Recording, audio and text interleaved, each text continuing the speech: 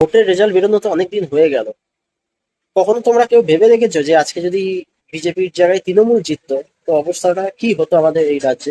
এক নাম্বার, 2021 সালে তৃণমূল কর্মীরা বিজেপি কর্মীদের হাজার হাজার বাড়ি ধ্বংস করেছিল, ভেঙে ফেলেছিল, অনেক মানুষকে তারা আহত করেছিল, অনেককে মেরেও ফেলেছিল।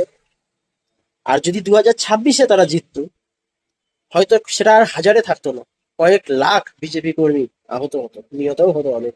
2 নাম্বার, পশ্চিমবঙ্গকে অনেকটা বাংলাদেশের সাথে যুক্ত করে দেওয়ার জন্য অনেক রকম প্ল্যান তারা করে রেখেছিল।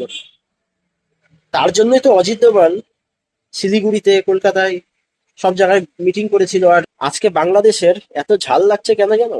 এই বিজেপি সরকার আসার জন্য বাংলাদেশের মানুষরা এত চিন্তায় রয়েছে। বাংলাদেশের বিশেষ যাদের আর কি ব্রেন পুরো ওয়াশ হয়ে গেছে, সেই সম্প্রদায়, তারা আজকে এত ক্ষিপ্ত হয়ে আছে এই একমাত্র যে তারা পশ্চিমবঙ্গের ভেতরে যাবতীয় অনুপ্রবেশ করবে বা ধ্বংসলীলা চালাবে, মাদক পাচার করবে, এইসব কাজগুলো তাদের আর হবে না। এই জন্য তারা এত চিন্তায় পড়ে গেছে। এই বিশেষ সম্প্রদায় এতটাই উগ্রপন্থী চিন্তাধারায় বেশিরভাগ তোমরা পাবে, সে শিক্ষিত হোক অশিক্ষিত হোক। আমাদের রাজ্যের বিভিন্ন জায়গায় বিভিন্ন ঘটনা ঘটেছে, ইভেন আমাদের সারা ভারতবর্ষ জুড়েই তোমরা ভাবো। টিসিএস এর ঘটনা মনে আছে, বা জিমের ঘটনাটাও মনে রয়েছে। কোনোদিন যদি বিজেপি এই দেশ বা এই রাজ্য থেকে যদি সরে যায়, তখন বুঝবে এই বিশেষ সম্প্রদায়ের মানুষের কতটা হিংসা হিন্দুদের প্রতি, সেগুলো তখন বুঝতে পারবে। এই জন্য যারা চিন্তায় আছো যে বিজেপি এসে এটা ভাঙছে ওটা ভাঙছে বা এই ক্ষতি করছে, অনেকে তোমরা কমেন্ট করছো না, তারা একবার শুধু এই দিনটা চিন্তা করবে যে যদি আজকে 2026-এ তৃণমূল জিতে যেত, তাহলে কি অবস্থা করতো আমাদের এই রাজ্যের।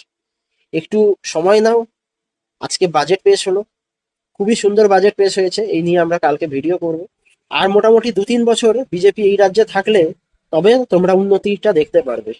পুরো 5 বছরও লাগবে না, 5 বছর হতে হতে তো অনেক কোম্পানি আসবে। কোম্পানি আসার জন্য তার আগে রাস্তাঘাট, বিমানবন্দর, এগুলো আগে ঠিক করতে হয়। সেই কাজটাই খুব সুন্দরভাবে কাজটা শুরু হয়েছে। আশা করা যায় আগামী দিন খুব ভালো হবে।